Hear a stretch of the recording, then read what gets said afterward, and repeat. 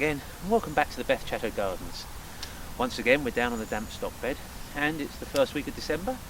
Beautiful dry day, so we're taking advantage of the weather and looking at our hosta beds. Now is the perfect time to propagate them, and in fact you have a 4-month window with most hostas, starting in November and going through to February. So first things first, locate your hosta and dig it up. Now the same as before, we do our 4 points of the compass, coming a little way away from where the rootstock is, and this ensures minimum root damage. And once the plant's free from the ground, we can slide the fork underneath, ease it up, and then just shake off the excess soil. That minimises the weight that we're going to have to lift. And because this is a hosta bed, and I want to replant back in the same place, I use a bamboo cane to mark where it's come from. So for you, if you're taking this from your flower beds, at least that you'll know where to replant once you've split your plant. Another key trick at this time of year is to look for the old flower stems.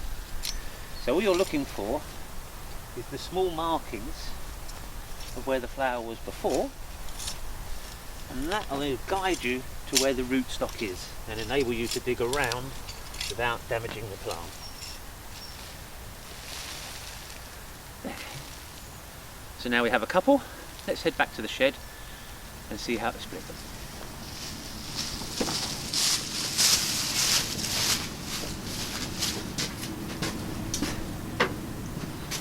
Right, so now we're back at the shed, we'll have actually a look at what we've got. So from the ground, we have these. Now, as you can imagine, with any division, quite tricky to work with a dirty plant. So I would always recommend that the first thing you do is wash them. And as you can see, once they're washed, it's an awful lot easier to work with. Now this particular variety of hosta is known as Blue Heart, and it's from the Ceboliana variety. And what you'd expect to see is a mound of green interlocking leaves with lilac-like blue, bell-like flowers sort of hovering above it. And those flowers come through in July and August. It's very free flowering, so most of the time with a lot of hostas you do tend to have them just for the foliage, but these are definitely an advantage for having flower as well. And of course, most hostas, this one included, love the shade, rich fertile soil. This particular one will get to sort of 50 centimetres in height, 40 centimetres wide. So it's sort of bringing in some colour and texture into those shaded awkward areas. And of course it does like a general to damp soil as well. So we have our clumps.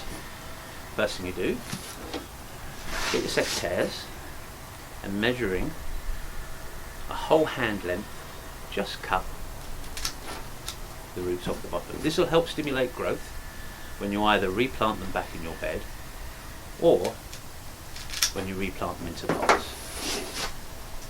Next, you'll find that the hosta will do one of two things. And if you look at the top of the actual stock, you'll see that you've got the original flowering stem, and then around that crown you have all these new nodes. So you can see that ideally what you want to do is separate the plant so that you're getting one of the old flowering stems and that rosette of nodes. Now sometimes, like with this one, they'll just fall apart, and it's just a case of wiggling the plant and pulling away gently and they'll come apart. And that's all we need to do with that one. We've now got two for the price of one. We've got a nice central spike in each, we've got a nice rosette, and we know that when they go into the ground they're going to make up well. We can place those to one side. However, you might have one like this where it's very, very tight, and what you need to do is look from above and isolate where those flowering spikes are. Now, being careful and always be mindful that a sharp knife is safer than a blunt knife, and you can see this one is kept very sharp. Come in from the top, in between the two crowns, push the point through and then lever down. This will be the safest way to cut it.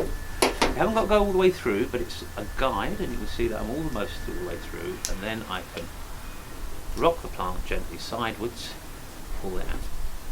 Now I could go smaller than this, because you can see, again, I have the two flowering centres, the two flowering nodes with the rosettes, so I could, if I wanted to, slide a knife through there, but that for me is a nice tight bundle, and I want to replant back in the ground, and I want my plant to continue to make up, so that is going to go into the ground.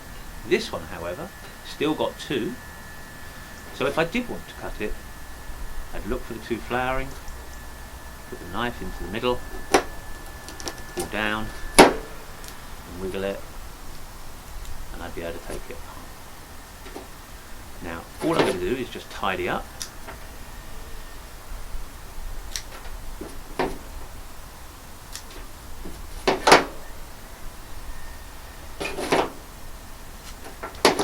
And so what I'm left with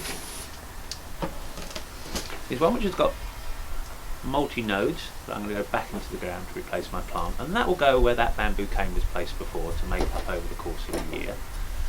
These two will go straight into 1 litre pots. They're a nice size, and over the course of about 4 months they'll fill the pot completely. This one, because it's actually become as small little parts, all I'm going to do is put that one there, and I would then pot that into a 1 litre pot. So from those two clumps, what I've managed to do is get one to go back into the ground and get 4 for pots. Now, this is a medium-sized hosta. There are smaller ones, which will obviously be a bit more fiddly to work with, and there are larger ones, such as Snowdon, Royal Standard. Exactly the same principle, just on a larger scale. You're still going to cut the roots, you're still going to look for the nodes, you're still going to take care when cutting them. Apart from that, you have a lovely window of opportunity to do them, 4 months. Choose a nice day, dig the plants up first thing in the morning, do the divisions, replant back in during around sort of like mid-afternoon before the temperature drops. Don't forget to water them in, and always mulch them. Other than that, have a go.